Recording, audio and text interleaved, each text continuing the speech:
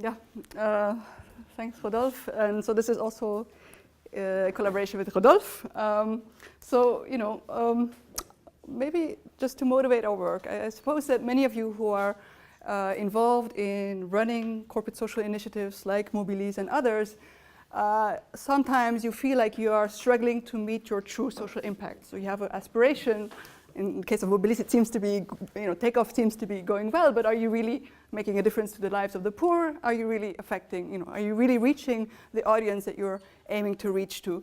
And so chances are that you're facing one of three or all three of the following hurdles. So one hurdle that we identify is the fact that these initiatives are often ambiguous in terms of what are they really. So they're combining profit making with social concerns, and so for the audiences that you're trying to reach out to, they can be difficult to categorize, okay?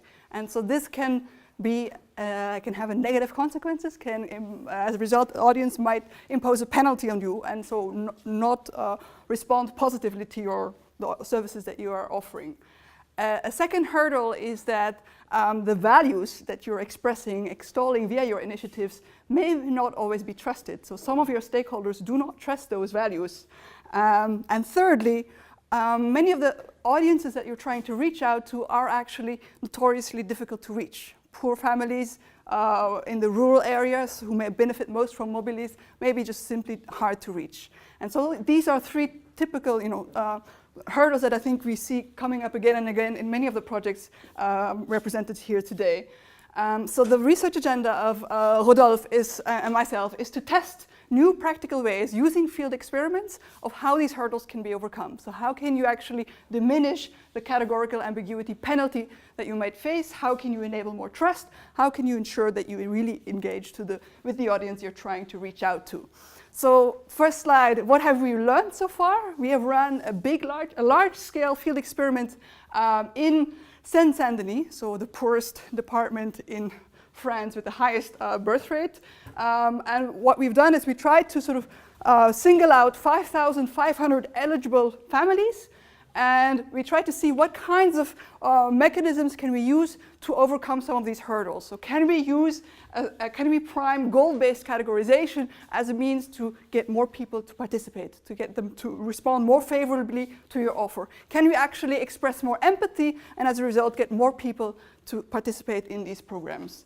So this is an experiment where we tested, in fact, 6 different ways of reaching out to our audiences using field experiments. So this is really the golden standard. So I really hope we can do something, an experiment with Renault in the future, given you have a big sample. This is like the golden standard to try to get at causal results.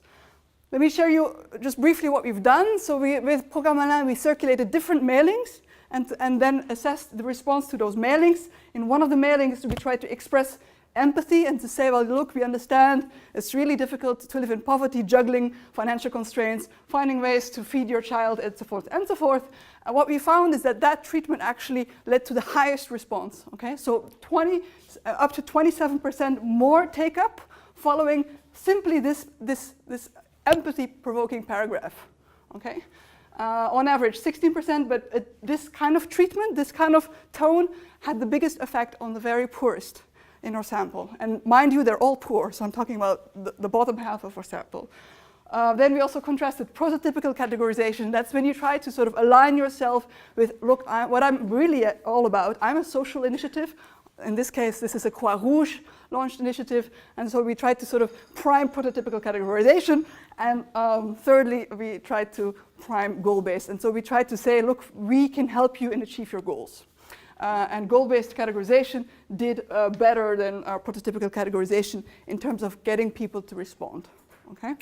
So what is this research showing? It's showing that these simple cognitive mechanisms may play a big role in actually determining the success of your ventures. And so these are simple, very simple techniques that you could actually try to implement to have to achieve greater take-up. And just, I know I ran out of time, but I need to tell you, because we're excited, we're actually going to launch another experiment at a much smaller scale, but it's very relevant because we're targeting the intermediaries. And as you will see, many of these projects actually rely on these intermediaries because they commend, they prescribe these services. So we're going to see, can we actually influence their behaviors using similar primes? Can we get them to be more empathic vis-a-vis their, in this case, the poor beneficiaries? And can we help them overcome some of the categorical penalties that they may actually impose on you? And just because this is cool, this is like a graph, this, how do we do this? We just actually not only design letters and messages, but we also design posters. And so we design different types of posters, and the only difference is basically that this poster is trying to evoke, you cannot read this, but it's talking about how difficult it is to make up your mind and juggle all these different things in your life, that it's trying to express empathy, and we hope to see that, to assess kind of in a scientific way whether this actually can make a difference in the effectiveness of prescribers vis-a-vis the target audience that you're trying to reach.